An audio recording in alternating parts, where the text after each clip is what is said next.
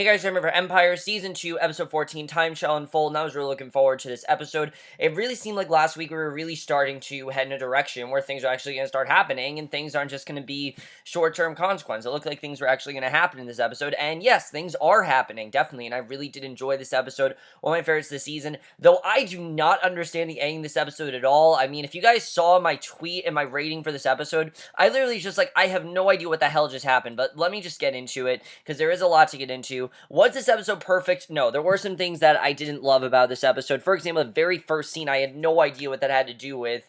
But let's just get into, because I do definitely want to get into this episode. So we start out in St. Louis, MO, and at a playground, Missouri, and at a playground we see Thirsty talking to a little girl, pulls a hair out of her head. She says ouch, and he says it had to be done. Why we saw this, I don't know. It was a weird way to start the episode.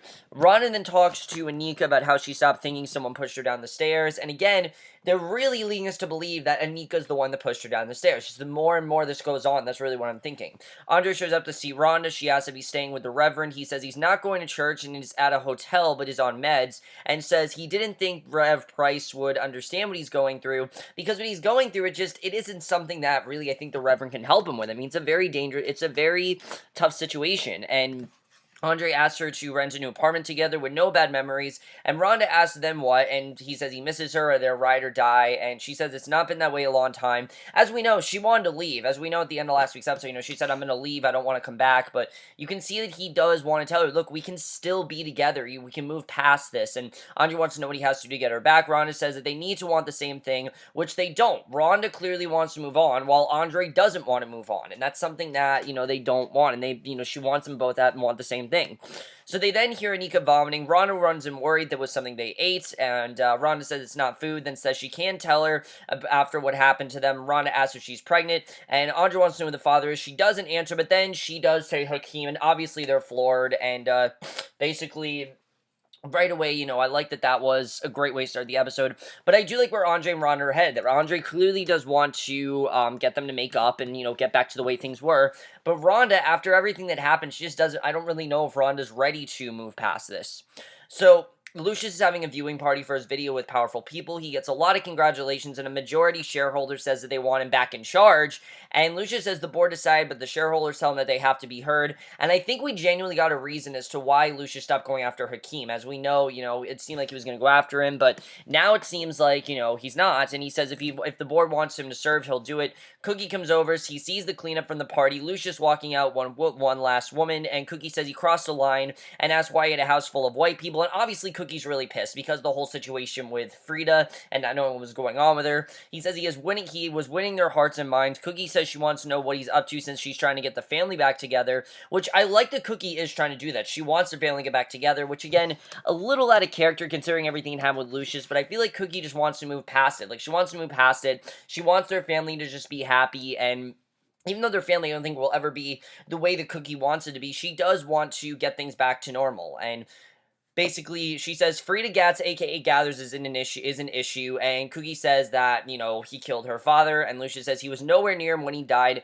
Cookie says she doesn't want that dangerous bitch around her boy. She does not trust Freda whatsoever, mainly because of the fact that, what happened with Frank Gathers. She's thinking that Freda is just as dangerous, which we've seen before. Freda definitely is not as dangerous, and I did love some of the scenes with Jamal and Freda at the barbershop singing. I thought that was a very fun scene. They're working on a song together. Freda's thrilled to be on 2 tracks in his album. They hug it out, and he heads out. I definitely love those scenes here, and I think Freda, she's really starting to gel in the show. I was kind of not set on Freda being in the show. Just when she was first introduced, I think it was kind of awkward, but I really think the more they start to use her, the more I start to like her, definitely. I really liked her in this episode. A guy then sits in Frank's chair. The guy says he's been dead for a while. Freda comes at the guy, beats him down with some others helping. They throw him out on the street, and we can tell right away that Freda is very, very dangerous. Right from here, you can just tell, and I didn't know how to feel about this, but it does make sense. Obviously, Freda does want to go after her father.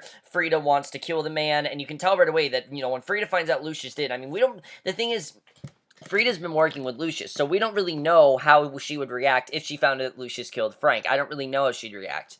So we can tell right away that she is very dangerous, and I did like that we saw that. So Jamal plays the new song for Cookie in the time, and she pulls a face when she hears Freda rhyming on the track. Becky says he and Freda kill it together. Cookie says it's all right, and, since they work well together, they should just, try it out. And Cookie says he knows he did the track with Freda to get back at his dad. Jamal says he's blowing past his dad and wants the album out right before the ASAs, and she says everyone's talking about his dad's video right now. Jamal says that she's wrong, and he says he and Freda have a vibe like she and his dad had back in the day, and very much he feels like this is a, Cookie Lucious situation. Hakeem asks why Cookie's not at the meeting, and in many ways, Freda and Jamal are very similar, to Cookie and Lucious. In the way that Cookie and Lucious, Cookie did things for a reason, like she was violent for a reason, while Lucious was just violent because that's how he was raised. Jamal and Freda, Jamal's kind of like going after his father, trying to do that sort of thing, while Freda is, trying to avenge her father's death, which it definitely does make sense. So I did like the way they kind of compared those two, and Hakeem then asks why Cookie's not at the meeting. Then Andre shows up. Hakeem calls a breakout in the meeting to talk to him, and Jamal hangs back, and Andre tells him he's doing well, and he and Rhonda are talking. Andre says he's back on board for the meeting and can do the CFO presentation, and Hakeem asks if he's sure. Then Jamal asks if he talked to Lucious. Andre says that they just spoke, and Jamal says that he hopes he didn't apologize. Andre says he's on to the old man's game, and Hakeem says the Cookies bring out Tiana suggests a gospel edge, and Andre says give him some tips with the shareholders meeting, says one wrong word and they could get hostile, because it could get really bad if they say something wrong. We know that there's a clear reason why they didn't want Lucious there, so they need to make sure they be careful with this. And Andre says Hakeem's message must be on point, since Lucious is gunning for him at the meeting, and Jamal agrees that their dad will come at him. Andre says let's go over the impending deals, and Andre points out that once he says he thinks Lucious will go, he says he thinks Lucious will go after. So basically, you can tell that they are definitely going against Lucious, while Lucious does want to be in power. So this definitely made sense as to why, this definitely did work for me, because as we know, Lucious would definitely want to go back to Empire, while Andre, Hakeem, and Jamal want to get it, away from him, because they just don't feel that he should be the one in charge. So Thirsty and his crew pull up, his guys get out with masks on, head into Empire, not get a guard, then steal racks of clothes for the Antony and Cleopatra line, then Andre and Hakeem were just talking about, and I just didn't really understand the point of this, why we're seeing this whole thing with Thirsty. I'm just not a fan of it. Hakeem goes, to me, it just seemed like they want to keep that gangster element of the show in here, which works for the show, definitely, it definitely works more than it does for Vinyl, but for me, it definitely, I just felt like this was just them wanting to keep that gangster part of the show in, because now, of course, we don't have Beretti, we don't have Bunky, we need to just keep it in there, and for me, this just didn't work as well. So Hakeem goes to see his dad, says he knows he had his boys at the Empire warehouse. Lucious denies knowing about it. Hakeem says give the stuff back before the board meeting, or the security capes go to the cops, and basically, you can tell that they're trying to get away all this evidence, and Lucious says he wrote a song about that called Snitch Bitch, and Hakeem says he's not bowing down, and basically, that was what the entire song was about. It was all about taking away all the evidence, and Hakeem's phone rings, and Lucious says he better get it. Laura tells Hakeem that the roadies got searched, and all her equipment is gone, and you can tell that they are trying to make things worse for them, which I thought was very interesting. At first I didn't know what Thirsty, the whole thing was about, but now it definitely makes sense. Obviously, they're trying to sabotage things for everyone that's not Lucious. And Hakeem ends the call, says he planted drugs in his trucks. Lucious calls it a boss move, says he ought to know how to clap back. And, Lucious really... Here's the thing for me that didn't work as well in this episode. We had a whole episode focused on Lucious's past, and it really seemed like Lucious was trying to move forward. And now it seems like Lucious isn't moving forward. Like, he's always going to be in power. He's always going to be power hungry. That's just who he is. And now it really makes me think, why did we get that whole thing last week where we got all this backstory with him? For me, it just didn't really work as well until the end of the episode, which we will get into. So... basically, Jamal is in the studio when Cookie shows up. Jamal asks if she's there to get him to pump his brakes, and she doesn't need to. Cookie says competition is healthy, then says she has a surprise for him, and he and Freda can knock Lucious off his throne without her. He says, what is it? And Cookie says she set him up with a celeb MC, Stacy Run, and Stacy comes to see Jamal, says she's a fan. Cookie thanks her producer. He says Stacy wants the bridge and auto-tune. Stacy says she'll promote this all on her social media. Jamal says they can move Freda to 3 and 7, and Stacy's manager has an issue. Cookie pulls him aside, and Cookie says that Stacy has an exclusive clause and no other female rapper can be on his album. So this is very interesting, we found this out. That basically, Cookie says 2-track with Stacy Run will give Lucious a run for his money, and basically... he doesn't want any other rappers on there, so they gotta cut Freda, and we know how dangerous Freda is, so obviously this is a problem because we don't know how Freda's gonna react, things like that. So Jamal doesn't want to kick Freda off the record, obviously because they worked very hard, and I mean, it's something that, he really liked working with Freda, he likes them working together, and he wants to continue working with her, and Lucious then takes Andre to his mom's grave, and basically, he doesn't just want to kick her off the record. So we get a really great scene where Lucious takes Andre to his mom's grave, and obviously things are not good between Lucious and Andre, as we know, things got really bad last week. This was kind of them, I think, trying to put this aside. And I like that Andre is trying to move forward. Like, he's trying to move on from all this drama. He's trying to put things aside. And it really just shows why Andre continues to be my favorite character in the show. I just love that he's trying to move forward. I love that he's trying to make the best out of things. And I definitely really did love that. So he takes Andre to his mom's grave, talks about how volatile and unpredictable his mother could be. Andre talks to her headstone, says he wishes he could have met her. He says medical science has made things more hopeful for people like them. He touches her headstone. Lucious says he's proud of him. He wishes he could have met her. Andre thinks he has an agenda, and Lucious says he can use his help.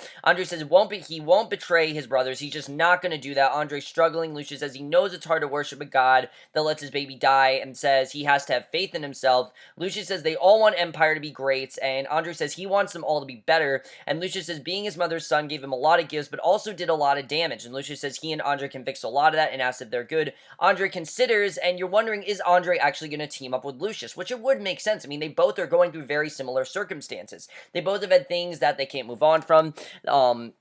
Andre, of course, is bipolar, and then Lucious, obviously, this whole situation with what's happened with Empire, they need to move forward, and the best way to do that maybe is for these two to team up, which I think was very interesting, especially if Andre does turn against Jamal and Hakeem, kind of something we haven't seen before. So Hakeem has to work on his speech about explaining what happened to the Antony and Cleopatra line. They give him lines to say, and he says Andre's supposed to be there. There's a hiccup with the app, so they have no profits. Cookie asks for 5 minutes with Hakeem, and the team steps out. Cookie says she wants what's best for them, wants him to kill it at the meeting. She says he needs to stop getting emotional at meetings and says it's childish, and he really just needs to not let that emotion in. He can let it in when he's not there. When he's at a meeting, he needs to be professional about it, which is something that Hakeem I don't think knows how to do as well as someone like Andre does.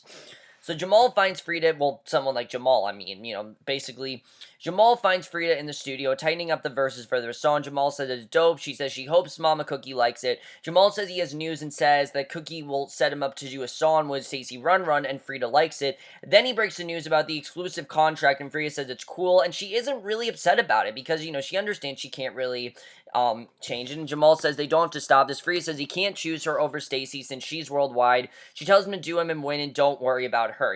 Even though it was nice to work with him, if it's between her and someone that's really big like Stacey Run Run, like, obviously we don't know who Stacey Run Run is, but think of him as like someone like Kendrick Lamar over someone like, say, Freda, someone really big, like the big rapper Kendrick Lamar. Think of him over someone as small as like Fetty Wap. I mean, Fetty Wap probably is just as big as Kendrick Lamar right now, but if it came between Kendrick Lamar and Fetty Wap, it would be Kendrick Lamar definitely over Fetty Wap. I mean, it would just make sense. Kendrick Lamar's been more successful. He makes the more interesting lyrics. He's the one that is collabing with all these people around. Fetty Wap is doing the same, but Kendrick Lamar's just more well-known, and that's kind of the situation with Freda and Stacey Run Run. Freda, she's kind of like Fetty Wap, where she's starting out, everyone's really starting to like her, but she's not really as known yet, which I think Fetty at this point is, but we're talking about Fetty like when he just had Trap Queen and that was it, while Kendrick Lamar, he's had record after record, and they've all been fantastic, and that's kind of what Stacey Run Run is like. So I definitely did like that. It's just an analogy, just to make you guys understand, like, what it was kind of like. So then he breaks the news about the exclusive contract, and basically, she's not upset about it. She tells him to do him and win and don't worry about her. Andre then talks to the family he's assembled and says they need to rise above their past, and then has Rhonda bring Anika in, and that really seems to be the theme of this season. Your past happened, move on from it, and that kind of seems like that's what they want to do. So Cookie flips out. Lucious asks why anyone needs to hear from her, because Cookie wants absolutely nothing to do with Anika, and Andre asks them to be civil. Anika says she's pregnant with Hakeem's child, and Cookie calls her a trick-ass hoe, and Hakeem says, Hakeem obviously wants to know, how does she know it's his? And Anika says he's the only one she was with. Cookie slaps her son's head, asks him why he can't use a condom, which, very funny scene, but, that's a typical reaction. And Rhonda says she begged Anika to keep the baby, says they need an heir after she lost their child. And I love Jamal's line saying heir is a Shakespearean term, and he has Lola.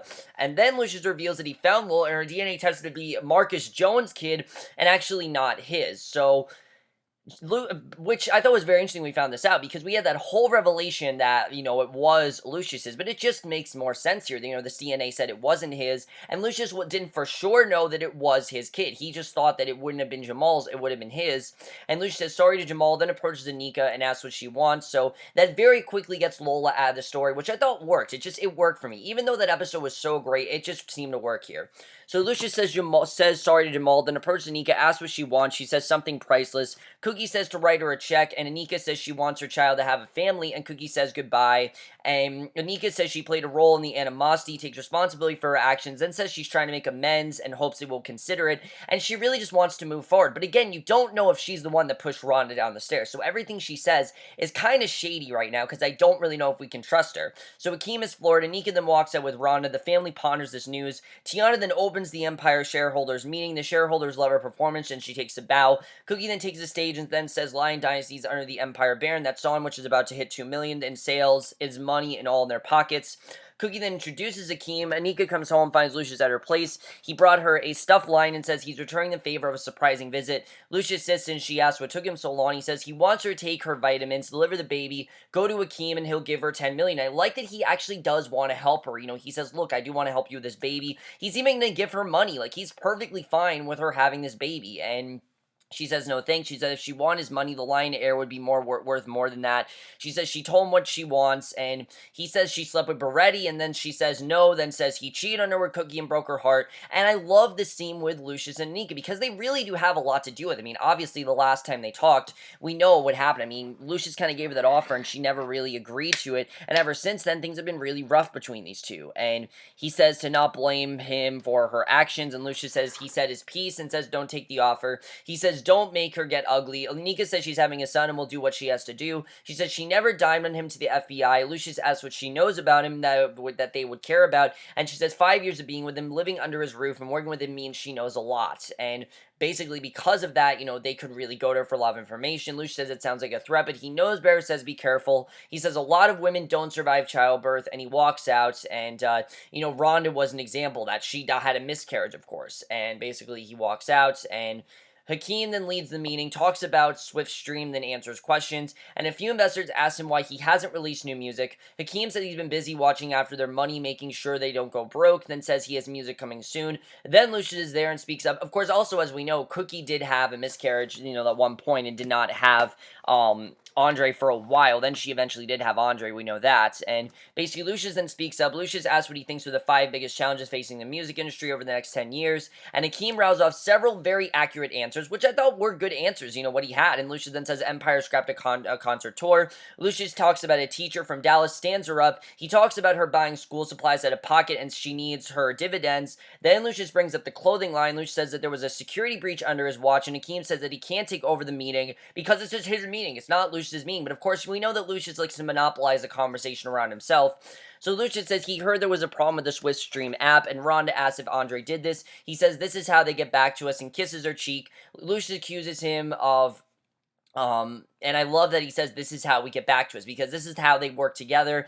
This is how they, get the family back together. And Lucius then accused, in his mind, he's doing a good thing. You can tell that Lucius has another agenda, because Lucius accused him of mismanagement. Claire says they need Lucius back, and a champ breaks out to bring him back. Cookie takes the stage, says sit down. She says what we have is 2 great men fighting over empire. She said they both love this company so much as they will kill it for it and will kill it for them. So Cookie says Lucius is a legend and says they can't take that. She says Hakeem is a mogul in his own right, helps her build Lion Dynasty for nothing, and says Lucius owes respect too. She asks Lucius to come to the stage and show that he will fight for Empire, not against Hakeem. Lucius then takes the stage, offers Hakeem his hand, they shake, and the crowd cheers. Hakeem is not happy. One woman screams that Empire needs Cookie. Later, Hakeem tells his parents the board voted him out as CEO, and he's no longer CEO. The board actually voted him out. They actually got through to them. So Cookie tells him he did his best he could. Lucius says he can tell his kids, he can tell his kids he ran Empire for 10 minutes, and Cookie tells, and in many ways it is a good thing, because as we know, Jamal said that Empire really made him crazy, and it really did not work for him, and Cookie tells Lucius she must feel good about what he did, humiliating his son in front of all those people. Lucius says she loves him, and she calls him a piece of work. She says he's like Steve Jobs at Apple. He looks in happily at the board, and I think that's a good comparison. If you guys have seen Steve Jobs, you know that Steve Jobs did many things, over his family. Everything, his company took the principle over everything else. else. With Steve Jobs, he cared more about his job than he did his children. Especially, check out the new recent movie with Michael Fassbender. Very well tells that story. If you guys don't believe me, watch my review of that. But he looks unhappily at the board. Jamal asks Cookie where Stacy Run is, and Cookie says she had to go to Tokyo, but send over pre-recorded stuff. Cookie plays it, says she'll be back for the ASAs. He doesn't like it, nor having her there to work with, but Cookie asks him to just do it, and basically, even though she's not there, he needs her. So Jamal really does miss Freda. Jamal stops, tells Cookie he doesn't want to work like this, calls it disrespectful. He says it was better with Freda and doesn't know why she had a problem with it. And obviously Jamal walks out, goes to see Freda at the barbershop. He says he doesn't like Stacy Run's ultimatum and he chooses her. And of course Jamal doesn't know all about, Lucious killing Frank and everything. And he doesn't know that Freda is Frank's daughter. He doesn't know about any of that stuff. So Jamal says he likes the way they make music together, says it's for the joy of creating music. Freda glares at as he sings some of the bridge and says they can record together tonight. Freda says she'll think about it. Jamal says that he'll be there all night. She wants to roll through. He leaves as she sweeps up the station. And again, obviously to Jamal this isn't a problem, but we know deep down it is a problem because of what's going to happen with, because of what Freda could find out. It is a problem right now. It's just not, really something on Jamal's mind because he has no idea really what Freda's doing. So in New Hope, PA, Thirsty goes to the old folks home for Leah Walker. Thirsty hands a woman an envelope of cash, says he doesn't want to bother her, and Lucious's mom is alive, we find out. She's in the home out of state staring out the window. She sings to herself, thinks about things she did to her son, and that's how the episode ends. And what? I mean, I don't understand this at all. How the hell is Lucious's mother alive? I mean, we heard that story. We heard everything Lucious said. I mean, how the fuck is she alive? I don't understand any of this. This doesn't make any sense to me whatsoever. But it really does create this compelling story with how is she alive? How'd she fake her death? This is stuff that I really want to know that the show has yet to tell us. And it's something I'm really looking forward to seeing really what's going to happen with that. How is she alive? How'd she fake her death? That's something I need to know and I don't know yet. And I'm definitely interested in seeing what happened with that. So, I'm going to say that they did something like that because it was 420. I don't know. They need a crazy twist like that, but wow, this changed a lot of things because as we know, Lucious thinks he's gotten away from Leah. We know how Leah was. We know she's bipolar. This might be a good thing though because her and Andre could bond over this. Leah might be what Andre needs and, she might be the person to maybe get Andre back on his feet, maybe show him how to deal with bipolar, but how did she fake her death? Why did she fake her death? And why has she not told Lucious about it? And clearly, Thirsty is in cahoots with her. We now know what's going on and what was happening with Thirsty and why he took that hair and everything. So what's going to happen with this? I don't really know where we're headed, but obviously Lucious doesn't know Leah's alive, but what's going to happen with that? It definitely creates a very compelling story for the next, 4 episodes of the season, and I can't wait to see what happens with that. But let's get into the whole thing with Freda, because as we know, Freda is very dangerous. She's looking for her father's killer. She's going to track down the person that killed her father. And when she finds out that Lucious did, I don't really know what's going to happen, because Lucious she's been working with for a while. And she's working with the Lions. What is she really going to do when she finds this out? Because she has to find out at some point. I don't know when, but she's got to find out at some point. I don't really know what's going to happen with that, but we'll have to see. That's going to be very interesting. As far as Lucious goes, I do think Cookie's comparison of him to Steve Jobs is a very accurate comparison. He very much will take his company over his children in a heartbeat. That's what matters to him is his company. And even though I think he does love his children, his company is what matters most. And he'll take his company over everything else. And obviously he wants it back. And you can tell that Cookie is kind of getting fed up about it. But we'll have to see what happens. It's going to be very interesting to see what happens with Lucious and the company. Definitely I'm looking forward to seeing if he actually is going to get it back. As far as Andre goes, Andre really thinks he's doing a good thing, trying to get the family back together, but is it really the right thing to do? We don't really know. And then Anika, is Anika the one that puts Rhonda down the stairs? I mean, I'm really positive that it is. I mean, remember, she's the one that wants the lion heir, and that really makes me think that that it is possible that she very well could have pushed Rhonda down the stairs. Just knowing that Rhonda was going to have that lion heir, and now that she's not, Anika gets to have it, it just kind of makes sense, and I kind of feel like there really is no other person that could have done it, but Anika. It just would have made sense for Anika to do that, especially her and Rhonda getting close. It just seems like it makes sense for Anika to be the one to push Rhonda down the stairs. It definitely does make sense. I do like that things are kind of rough, though, right now between Andre and Rhonda. Obviously, they want it, Andre wants to move forward. Rhonda doesn't really know if they can do that. She thinks that there's just a lot to deal with. There's a lot going on with Andre that she doesn't really understand. And we'll have to see what happens there. It's going to be very interesting. I can't wait to see what happens with that. And then as far as this whole situation goes with, Stacy Run Run, as we know, Stacy Run Run, that's not really happening now. We'll have to see what happens with that. But overall, guys, let me know if you guys saw this episode. Really love this episode overall. Another really great episode. I've really been loving this second half of the season. Like I said, I think the second half of the season has been really strong so far. We now have 4 episodes left, and I can't wait to see what happens in those 4 episodes, especially knowing that Leah Walker's live. I have no idea what's going to happen with that and how that makes any sense. It doesn't necessarily make sense, but I think Empire can really make sense of it. We'll have to see what happens with that. Let me know if you guys saw this episode. Love to hear your thoughts, and we'll see you guys in my next show, which will be for The Path, and we'll see you guys for that. Okay, bye.